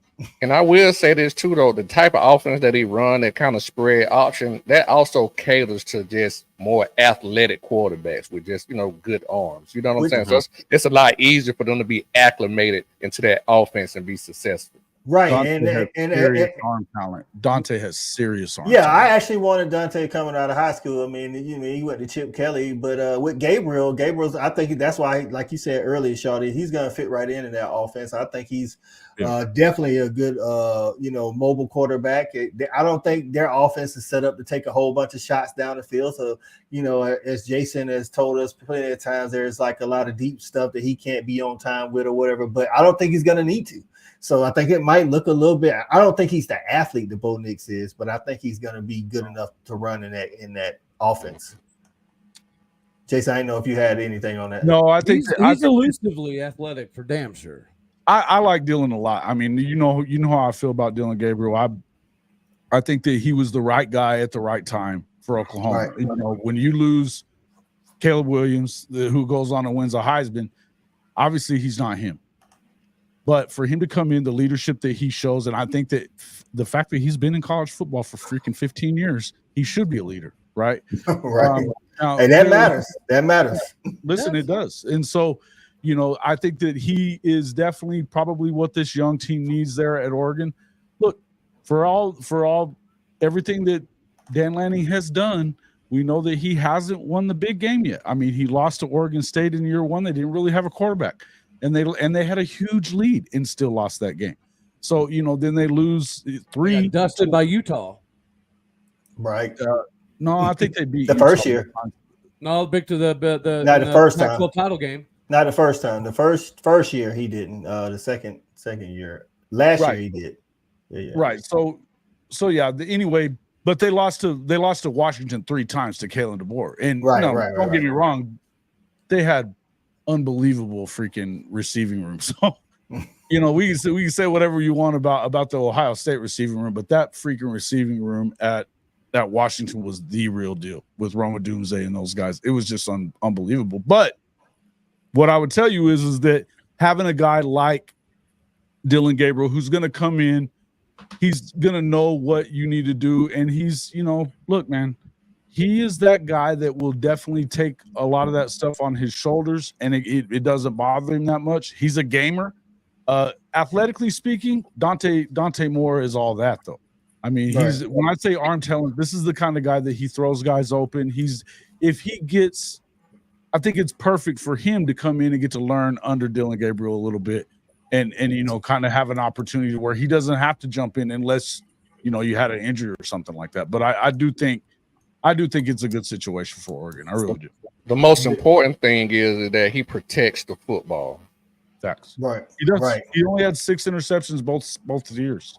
So, upwards of 27 to 30 touchdowns in both of the years and only 6 interceptions. So he definitely does that.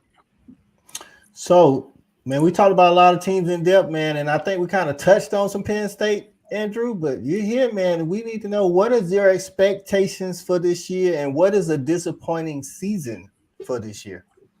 I would say at the minimum 10 wins, just because the schedule matches up well.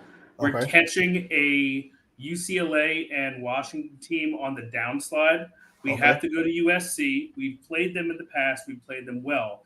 I expect that, because then if the only real expected loss there is Ohio State and maybe one random one, that's 10-2.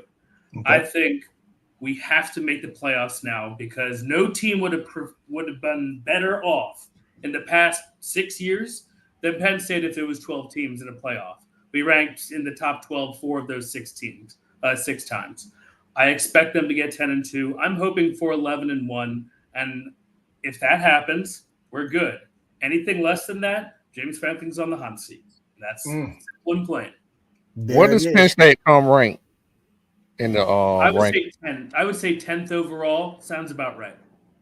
Give or take. I think that's about right. Yeah, I think I've seen them as high as 8, as low as 11.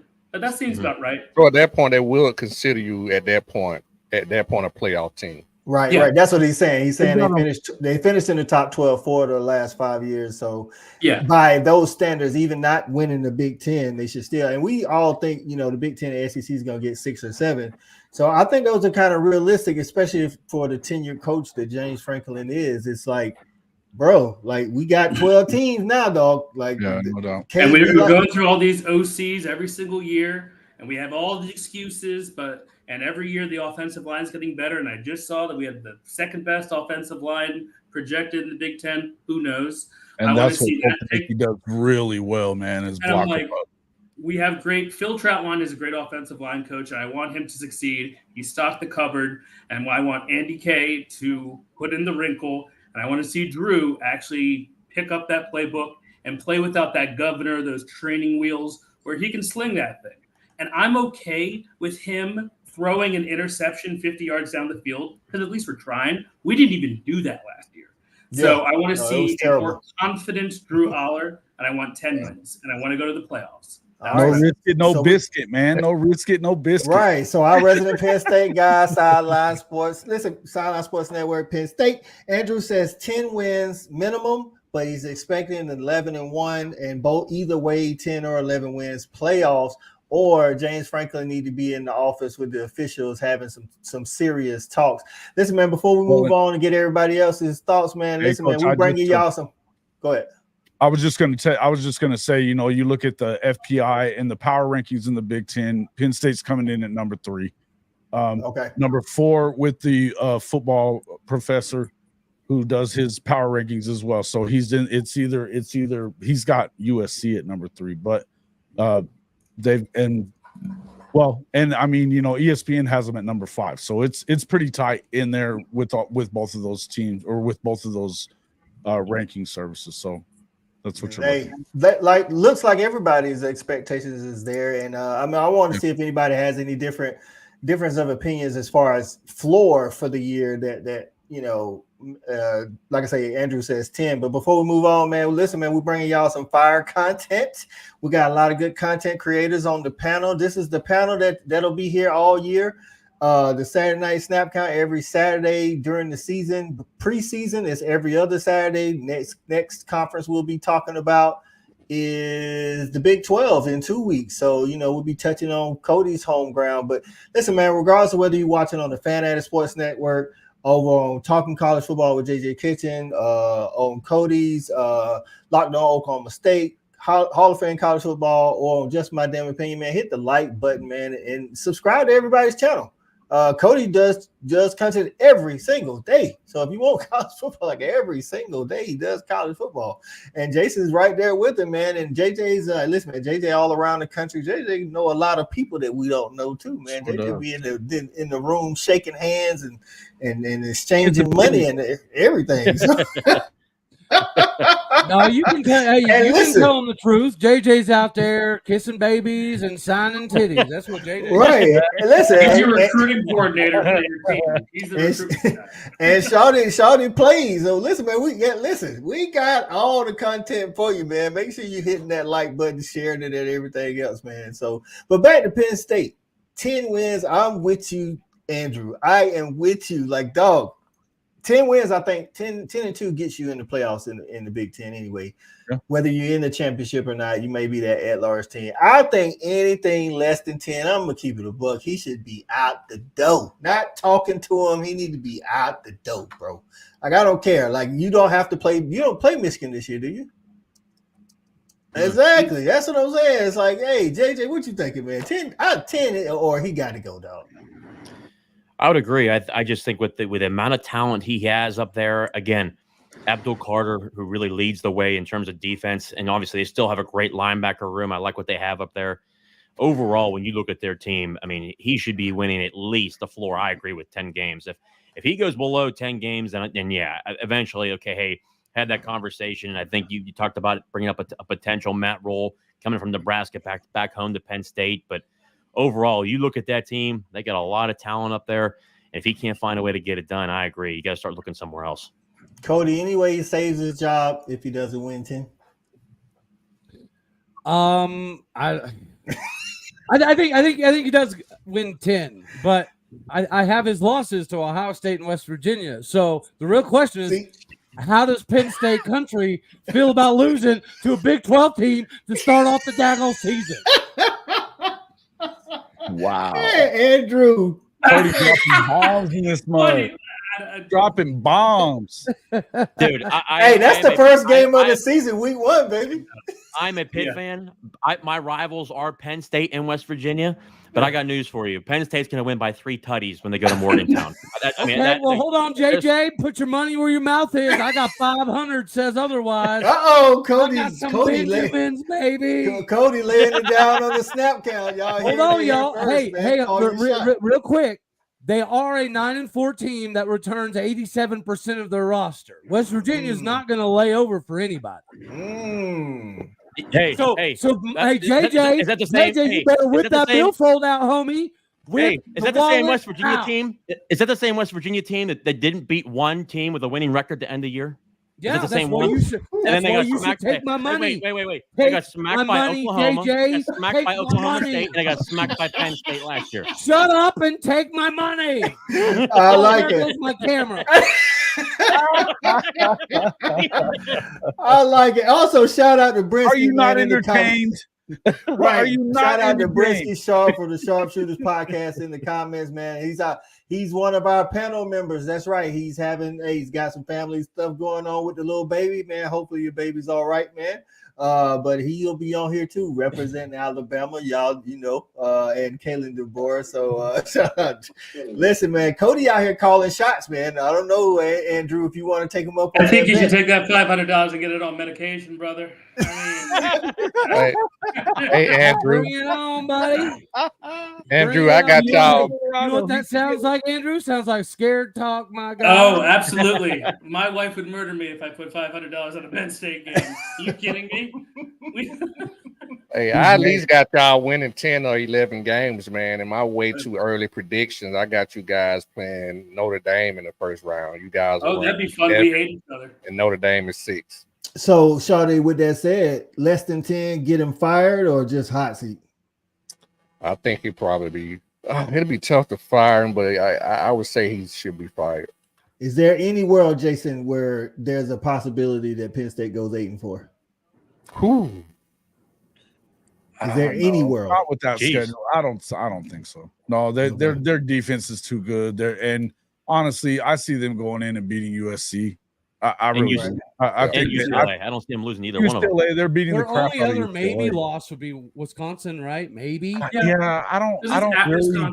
I think 2 is probably the floor. I mean, 9-3. If they go 8-4, yeah, you got to fire him because I can't imagine them losing 4 games in this schedule. Me either. I honestly can't either. That's what I'm saying. I like 10-2. Like, I mean, unless it's like, the injury bug just goes rampant. Like, how are they losing 4 games? I don't see that happening. Bro. It'd be he'd have had to have screwed that way the hell up. Right. There would have to be massive injuries or it's wacky. It's a wacky thought. I don't know. I can't see 4. Okay. All right. I don't even know that I see 3 really. I think we all, like I say, 9-3 is hard to see. 9-3 is hard to see. Really high, and you put your hand over your eye. Right. So everybody's pretty much on the same page with that, James Franklin, man. All right, man. Any other thoughts or notes on the Big Ten before we get out of here, fellas? Anybody jump in? I think we hit a lot of it, man. Is this Mike Loxley's last year at Maryland? One thing I will say, I think the Big Ten once again is one of the only conferences that have 2 teams ranked in the top 10 offensively and defensively. So, the Big Ten has something to say this year on paper, anyway. I think so too. I mean, I think Ohio State, honestly, coming into the year, may have the best roster top to bottom than everybody. I mean, they already have more 4 and 5 stars than Alabama and Georgia. If you look at the rankings, and then they brought in transfers from here and transfers from there, adding Caleb Downs, Adam Quishon Junkins. Like, bro, I mean, I'm not saying that Ryan Day is going to be fired. I think I might be higher on Ryan Day than Ohio State fans are, but I mean, he can't screw the pooch on this one. He's a minimum got to beat Michigan. If he doesn't beat Michigan, I think you got to beat Michigan. For real. Like, you got to beat Michigan, man. Yeah. Right. So, all right, you got a question here. Nidio, hey man, loyal supporter to a lot of these channels here. He says, Andrew, got a question. Says, thoughts on former Nittany Lion Dante Cephas' time in Happy Valley? It was coming from Kent State to Penn State. He took a long time to pick up the playbook. He couldn't crack the top 3. Sometimes he'd even cracked the top 4. He was very overvalued. He got lost in the shuffle with not really even a great wide receiver room. I have no idea what happened to him. I was pretty high on him. I thought he was going to be probably our starting wide receiver, maybe at sometimes Z, but we lost him this year, and we're not going to miss him at all. I wish he had more of an impact, but that's sometimes what you do with the transfer market. Some things just don't go well. Right. All right, man.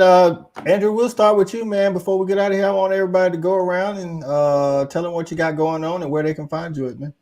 Well, we have this Big Ten preview. I'm going to do a lot more research and start setting out some more articles as we are now about 2 months away, or maybe a little bit less than kickoff. You can find me at SSN_Penn State, and I will be a consistent guest this year for Saturday Night Snap Count. And I might pop in for any one of those Wednesday shows. I'm very excited. The offseason's over, and we are Penn State, baby. 10-2 or bust. That's right, man. That's right. And then next, in 2 weeks from now, July the 20th, we'll be talking Big 12 football. So, Cody, you go ahead and tell them where they can find you at and what you got going on, my man. Yeah, appreciate you, brother, man. I do the daily Locked On Oklahoma State show. I'm not really all that involved in socials because sometimes I just want to pull my hair out and throw my phone. So I try to focus on the show, but I have fun on Jason's, and I make some appearances. Like next Monday, I'm on the Mark Rogers College Football show. So, I just cover the Big 12, Oklahoma State, and try to have a good time. And I'm really glad that you did bring me in here because I have to admit, I have a problem. I like really healthy butts, and sometimes I can't lie. So it's good. It's good to be here. It's good to get that off my chest. That's right, man. That's our guy, Cody, man. Locked On Oklahoma State. Listen, for anybody watching, man, this is the panel alongside the stat guy who will be with us on a regular basis, and Brenski Sharpe. This is the regular panel. This is not a one-time thing. So if you like the content, man, make sure you keep coming back. And, of course, subscribe to these channels. Jason, tell them where they can get at you, man. As always, Hall of Fame college football with Jason and the coach. That's at CFB-pod, as you see right here on your screen. We're running morning shows Monday, Wednesday, and Friday. It is the Rise and Shine College Football. Coach I's been popping in there with me a lot, and we also get the stash in there some as well. Got a lot of guys that have kind of popped in. Cody's been in a little bit as well. Hey, man, we enjoy it. We enjoy it, man. Enjoying doing that. We're going to probably crank it up the closer that we get to the season, and then Coach I and Shawty have we got some plans coming up for the season once it gets here as well. So we're excited about that. We'll probably be getting with some of you other creators here to talk about that as well moving forward. So, hey, man, make sure you guys get over there. We're really close to cracking that 4,000. You know, we went to 3,500 about a week ago. We're already at almost 3,600. We really would like to get to 4,000 before the season starts. So make sure you hit that subscribe button. Man, make sure you get over to Hall of Fame College Football with Jason and the coach, man. The coach was actually in the chat today. And I want to say I was hoping he would get in the chat today, but not Neilio, but Chicken. Shout out to Chicken, man. He's a part of the Hall of Fame College Football family and comes over to support the Fan Addict. He is our first member. We do have channel memberships. I didn't even tell Chicken, and he actually just jumped in and became a member, man. So shout out to Chicken. All right, JJ. Tell them where they can find you, what you got going on, man. Again, appreciate always coming on to this show, man. Again, there's tremendous content creators you have here. No bullshit, all knowledge. So it's always good jumping on here with you gentlemen. Again, you can find me on Twitter at JJ_Kitchen40. And you can also follow me on YouTube at Talking College Football with JJ Kitchen. I got some shows that are already recorded. We'll be dropping more of the ACC content, ranking the teams, ranking the coaches. Teams to watch for coming out, and obviously too have an interview coming out with an attorney, obviously going over the ACC lawsuit. We have that stuff dropping. That'll be dropping roughly in like about a week or so. So that's told y'all, JJ, no people, baby. But I can tell you this though, man, it's always great to be on here, man. I appreciate everybody following. The show is great because of the content creators, but more importantly, you guys in the chat group. The engagement is always great. That's what makes this show great. Again, it's a privilege to come on to this show. And again, follow me on those. And again, appreciate the time as always. That's right, man. That's right, man. And before I go, man, I'm gonna bring in my homie, man. Listen, man, this dude, he got a lot going on, so make sure you listen carefully when he rolls them down. Listen, but we got him on because he brings a unique perspective, man. We're fans with a lot of knowledge of the game, but he played at the highest level at Georgia, man. Amen. With a lot of good guys and made his own mark there. Shawty, tell them where they can get at you, man, and what you got going on. Yeah, man. Before I say anything, I will say to JJ point, I think we will be welcoming Florida State and Clemson to the SEC pretty soon. You know? Okay. With that being said, man, when I first started this, I used to get on this show and it was never a problem. I really had nothing to say. You can just find me on Respect the Hedges. That was it. I don't have any social media, anything like that. But now how things have changed. With that being said, you can find me on Respect the Hedges Tuesday nights, 8 o'clock. You also can find me Tuesday nights at 7 o'clock, Docking the Jock, where I am with a licensed therapist, a licensed doctor, and we're talking about mental health issues. So you can find me at 7 o'clock, Docking the Jock. You can also find me here Saturday night, obviously on Saturday night Snap Count. And you can also find me on my own show, Wednesday nights, YouTube, Just My Damn Opinion, at 9:30. I think that's it, Coach. That's right, man. Y'all make sure y'all get out there. That's right. If you have followed this channel for a while, that is right. You heard him right. Shawty is with a licensed psychologist. She's a licensed coach, a life coach. They talking mental health, relationships, all that good stuff. That's right. He's not just sports, baby. Y'all check him out on Docking the Jock. Respect the Hedges on Tuesday. Y'all already know how we get down. And then Just My Damn Opinion. They talk about everything on Just My Damn Opinion. So sports not so much. They might open up with some sports, but they really keep it about a whole bunch of other stuff. So y'all make sure if y'all like to talk about other things, man, check out Just My Damn Opinion. Again, man, this is a Saturday night Snap Count, man. Right now we're doing every other Saturday because it's preseason. But once the season hits, week 0, it's every Saturday. Every Saturday night we wrapping up college football. This is the panel, man, alongside Brenski Sharpe of the Sharpshooters podcast and our own stat guy from the Fanatic, man. You already know who I am, Coach. Listen, I want to take the time to thank everybody that showed up in the comments. This is what we like. We like to interact, man. Like, all your comments may not make it on the screen, but we see them. Somebody sees them. We'll try to address them, but we like the interaction. We like to try to tell y'all our perspective as fans who follow alongside the game, man. And then everybody that's watching this, not in the comments, we appreciate y'all too, man. You're helping the views, you know. You're helping the views. Not everybody has a comment. Somebody just wants to listen. Hopefully we helped you out on the Saturday night. Like we plan to do the rest of the season. And I want to thank my panel, man. Listen, I tried to put together a 5 panel. There's some people that hit me up soon as it came out, like, hey, I didn't make the panel. Hey, this is what it is. This is us 8. This is who it is. Hey, listen, honestly, we got a wait list. I ain't gonna lie to y'all. We actually got a wait list. But this is the panel, man, and these guys bring the fire every week, man. So we'll try to do that. Be sure to tune in July the 20th at 9 p.m. Eastern time. We're talking Big 12 preview. Listen, bring a friend to bring a friend. We ain't just talking Colorado. We talking Big 12 up and down. All right. Anybody got anything else before we get out of here? Well, hey, Shawty mentioned that, the SEC could be welcoming in some new ACC members. JJ's going to chop it up about Pitt coming to Big 12 too, baby. Ooh, making moves. They always say the dreamers always dream big. Yeah. Hey, make sure you bring SMU with you. Oh, man. Listen, man, for all of our guys, man. Hey, Andrew at Sideline Sports Penn State. I got Jason Watkins, Hall of Fame college football. Cody Stovall, locked on Oklahoma State. JJ Kitchens, the talking football, college football, JJ Kitchen. And I got Shawty Parker. Just my damn opinion.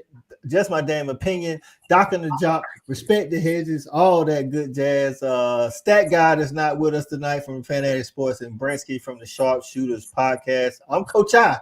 It's the Fanatic Snap Count. We up out of here, man.